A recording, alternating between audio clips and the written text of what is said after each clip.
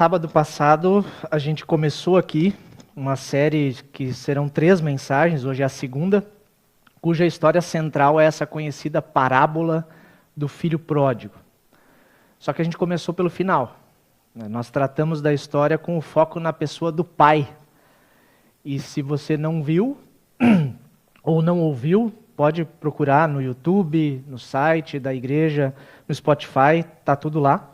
Vale a pena resgatar na internet isso que a gente ouviu semana passada. Hoje nós ouvimos de novo a parábola e o nosso olhar hoje vai se concentrar em outro personagem. Hoje é o filho mais novo.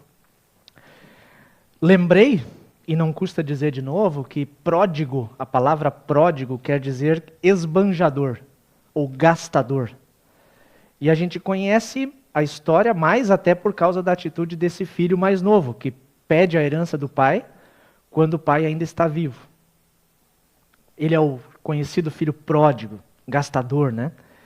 Essa atitude de pedir a herança do pai enquanto ele está vivo ainda, na nossa época, na nossa cultura, não tem o mesmo peso que teve diante daqueles primeiros ouvintes de Jesus, os que ouviram a história da boca de Jesus. Eu tirei tempo e parei para ouvir um arqueólogo cristão que teve a oportunidade de contar essa história para um grupo de beduínos do Sudão, naquela região próxima de onde Jesus caminhou também. E ele fez esse experimento justamente para tentar entender como o povo daquela época, ou daquela cultura, né, entende essa história. Porque aquelas pessoas, esses beduínos do Sudão, eles têm hábitos, têm costumes parecidos com o sistema patriarcal da época de Jesus, onde o pai era a figura central, a autoridade máxima, né? E esse arqueólogo diz que já no começo da história, quando ele falou que o filho mais novo tinha pedido a sua parte da herança para o pai, que ainda estava vivo, já foi interrompido pelos que estavam ouvindo, por esses beduínos, dizendo, olha, pode parar por aí, isso não é possível. Ninguém faz isso. Ninguém pede a herança para um pai ainda vivo. Isso é uma vergonha muito grande. E aquele arqueólogo se surpreendeu e ele até tentou, né? Não, mas quem sabe então vamos supor, vamos imaginar que algo assim tivesse acontecido. Como é que vocês iriam lidar com uma situação dessas? E todos foram unânimes em responder, olha, toda a aldeia iria bater nesse rapaz e depois expulsar ele da comunidade. Tamanha ofensa que o filho fez com o pai por pedir a herança do pai ainda vivo. Claro que na nossa cultura isso não parece tão sério, porque a gente vive numa cultura que muitas vezes até banaliza o respeito e a honra para pais e mães. Nós vivemos em meio a uma geração de filhos parecidos com esse, que pega o dinheiro dos pais e gasta com todo tipo de porcaria, vícios, drogas, festas. Vocês devem conhecer algumas histórias, eu também conheço. E em vez de ir embora da casa dos pais, às vezes continuam trazendo suas contas para os pais pagarem. E às vezes até mesmo trazem os filhos que nascem de relações irresponsáveis para os pais, que agora já são avós, cuidarem também. Então, nós vivemos nessa cultura, totalmente diferente do que aquela época. Para a gente entender a história, a parábola, é importante compreender o contexto, o que estava acontecendo ali. Para quem essa história é contada, em que momento, com quem ela se relaciona, com quem cada personagem que está ouvindo se relaciona com aqueles personagens citados também por Jesus. Diz ali, cobradores de impostos, primeiros versículos de Lucas 15, e outros pecadores vinham ouvir Jesus ensinar. Os fariseus e os mestres da lei criticavam Jesus, dizendo, ele se reúne com pecadores e até come com eles. O que para nós também não faz muito sentido. Bom, o que tem que comer junto? Mas para um judeu do primeiro século, sentar-se à mesa é uma comunhão plena. Né? Você comunga com o outro. Na parábola, o filho mais novo está representando os cobradores de impostos e outros pecadores. Pessoas que eles consideravam longe de Deus. Cobradores de impostos, que também eram chamados de publicanos, eram considerados traidores do povo porque cobravam impostos para sustentar o Império Romano. E o Império Romano subjugava aquele povo. Então era o vendido, o traidor, né, que está servindo a uma nação estrangeira cobrando imposto do seu próprio povo. E para piorar, tinham a fama, e não era só a má fama, mas era a verdade, de serem corruptos. Eles enriqueciam cobrando além do que era necessário. Então já os cobradores de impostos são os pecadores por excelência. Mas tinha outras pessoas também consideradas de má fama. Até mesmo um aleijado naquela época era uma pessoa de má fama. Porque olha, ou ele pecou, ou os pais pecaram, essa era a cultura em que eles viviam. Pessoas consideradas impuras, prostitutas e tudo mais. E Jesus estava se sentando à mesa com eles. Com essas pessoas. Porque Jesus não tinha vergonha de conversar com eles. Afinal, Jesus ama essas pessoas de um jeito incondicional, que é o tema da nossa série. Os fariseus e os mestres da lei estão representados na pessoa do filho mais velho, que vai ser o tema da nossa próxima mensagem, próximo sábado. Essas eram pessoas profundamente religiosas, estudavam a fundo a lei de Deus e seguiam os preceitos da religião bem certinhos. E o pai na história tem a ver com a pessoa de Deus, que é um pai amoroso, que ama de um jeito incondicional, não apenas um filho, mas os dois. Por isso eu já disse e volto a dizer, a história deveria se chamar a parábola dos dois filhos perdidos. Ou até mesmo a parábola do pai pródigo. Porque quem se gasta e se desgasta é muito mais o pai do que qualquer um dos seus filhos, naquela história. Os dois filhos estão perdidos, e o contexto ajuda a gente a compreender isso também. Aqui na tela está Lucas 15, versículos 1 e 2. Antes de chegar no versículo 11, que começa a história do filho perdido, a história do filho pródigo, antes dessa parábola, Jesus conta outras duas parábolas que estão conectadas. Conta primeiro a da ovelha perdida, aquele que se perde longe de casa, e conta também a da moeda perdida, que está perdida dentro de casa. E aí Jesus termina, emenda tudo isso, essa baita história do pai com os dois filhos perdidos, um filho perdido dentro de casa, outro filho perdido fora de casa. Dois filhos que precisam de arrependimento e de perdão. Mas o nosso foco hoje é o filho mais novo. Por isso eu quero te convidar a olhar o movimento que esse filho mais novo faz. Em primeiro lugar, o filho mais novo, o que ele fez porque ele queria autonomia. Ele estava afim de liberdade. Quero a minha parte da herança. E o pai dividiu seus bens entre os filhos. Curioso, ao longo dessa semana, mais de uma pessoa me disse assim, eu nunca tinha prestado atenção nesse detalhe, de que o pai divide os bens entre os dois filhos. Não foi só um que ganhou, os dois ganharam. Até o mais novo ganhava a porção menor. O mais velho, numa sociedade em que eles dividiam que o filho primogênito ganhava 2 vezes mais do que os outros, o filho mais velho ganhou até mais. Mas ele decidiu ficar com o pai. O mais jovem queria autonomia. Não queria viver debaixo da autoridade do pai. Aí ele não ia prestar contas para o pai, nem para ninguém. Ele queria ser livre, dono do seu coração, dono das suas escolhas. Por isso ele deixa a casa, a mesa que o sustentava e vai viver a vida do seu jeito. Como já disse hoje, uma ofensa terrível para o pai e para toda a sua família, para toda a sua comunidade. Isso já envergonha o pai numa situação assim. Em segundo lugar, esse filho mais moço, ele buscou satisfação. Ele fez tudo em nome da sua felicidade pessoal. A pegada do filho mais novo é, eu quero ser feliz. Eu tenho o direito de ser feliz e eu vou ser, a qualquer custo.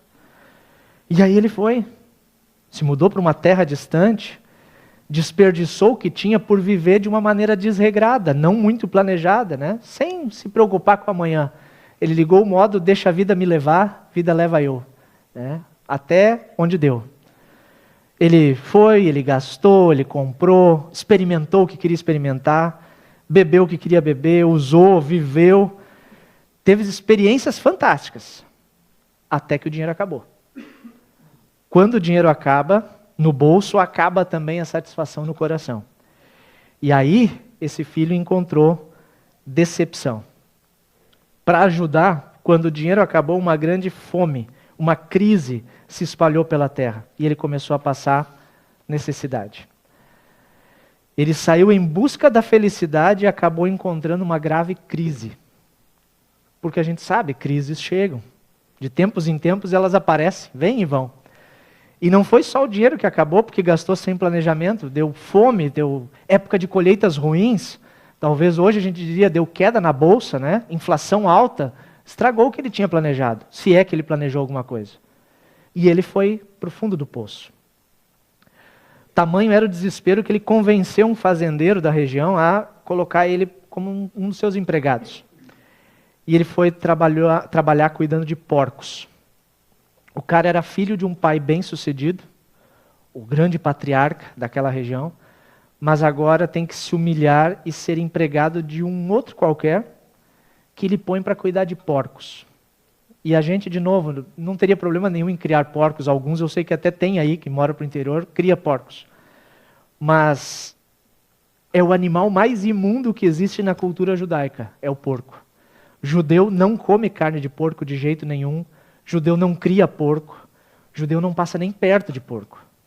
Só que o jovem agora está com fome e ele olha para a comida dos porcos e gostaria de comer a comida dos porcos e mesmo assim ninguém dava nada para ele. Ele se percebe sentindo o gosto amargo das consequências da sua atitude. Ele está perdido no lamaçal da imundícia, longe de casa, sofrendo uma grave crise. E aí então, depois desse movimento de descida até o fundo do poço, aparece uma luz, ainda fraca, mas uma luz.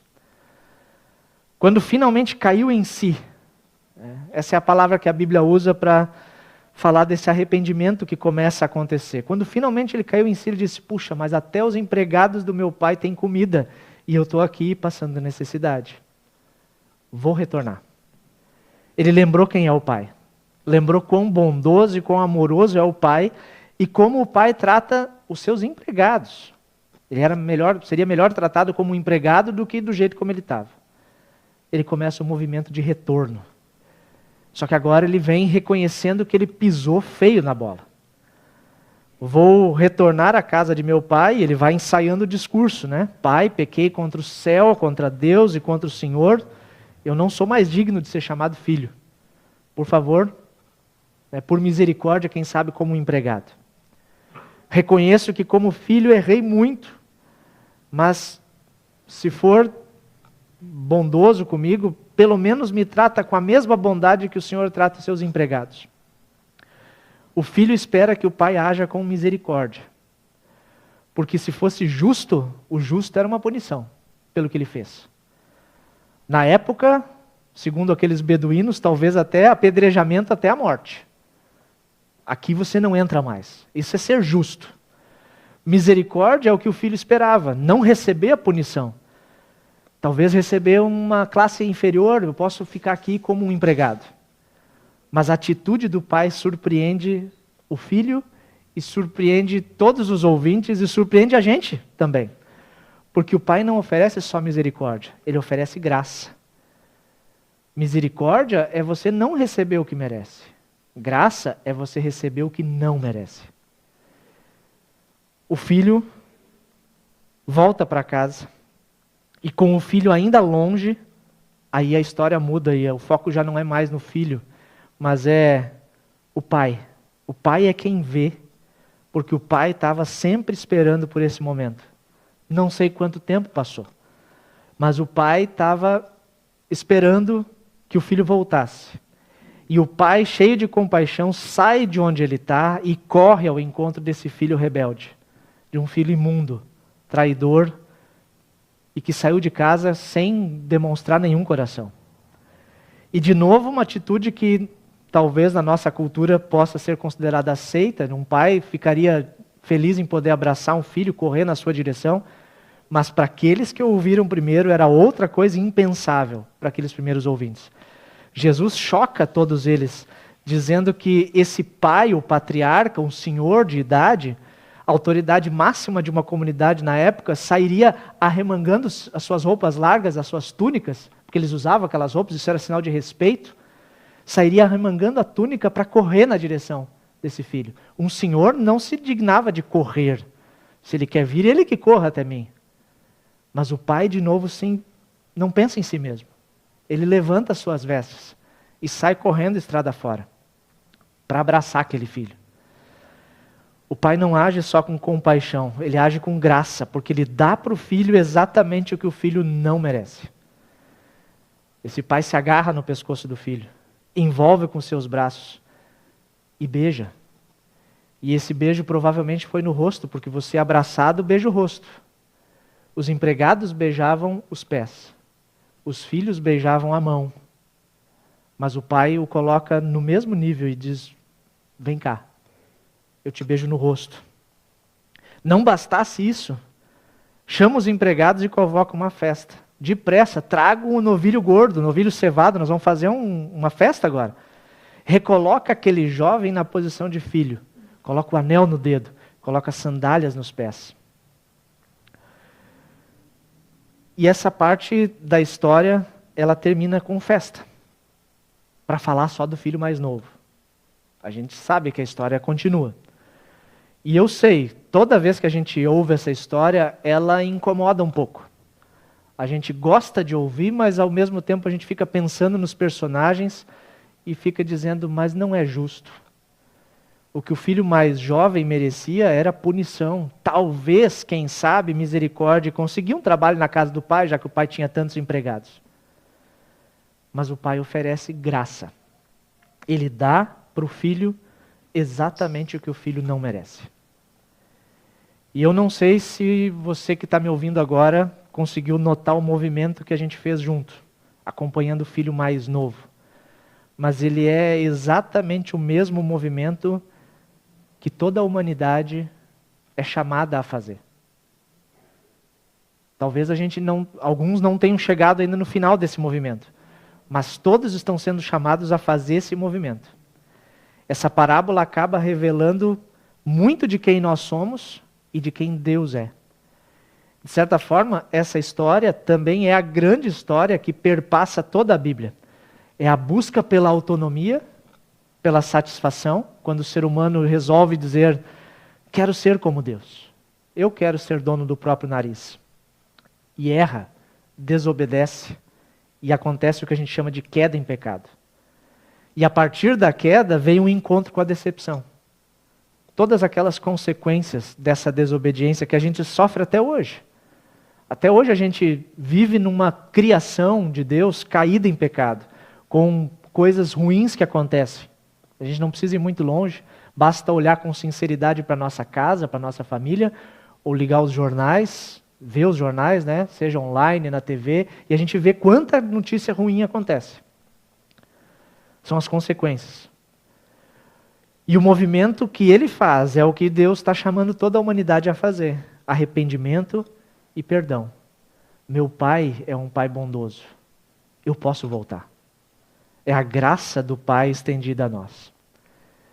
Deus, o pai, fez com a gente o que aquele pai fez com o filho que queria ser autônomo. A humanidade, nós todos, resolvemos picar a mula embora, como a gente diz. Cair fora da casa do pai. Mas o pai, de novo, está com os braços abertos, nos acolhendo com amor, com perdão, com a sua graça. Porque, de certa forma, todos nós somos um pouquinho filhos perdidos. E o pai está sempre pronto a nos abraçar, a nos beijar e nos restaurar na condição de filho querido e amado. Para refletir e praticar nos próximos dias, para e pensa um pouquinho aonde você tem buscado felicidade. Porque a gente busca o tempo todo, é o nosso motor diário, a gente quer ser feliz, a gente busca ser feliz. Mas a gente precisa avaliar aonde a gente tem ido buscar isso. Porque não existe verdadeira satisfação longe da companhia do Pai. Não existe verdadeira satisfação longe do Pai. Tem alguns momentos bons, como aquele jovem teve também. Mas uma hora ou outra, a ficha cai. A crise chega. E uma segunda reflexão, que serve também como conclusão para hoje, não importa o quão longe você foi. E às vezes a gente vai longe, se pega pensando, agindo e até dizendo coisas que ofendem completamente a Deus. Não importa quão longe você foi. Quando você voltar, vai ter uma festa. Deus faz festa quando um pecador se arrepende e volta para a casa do Pai. Amém.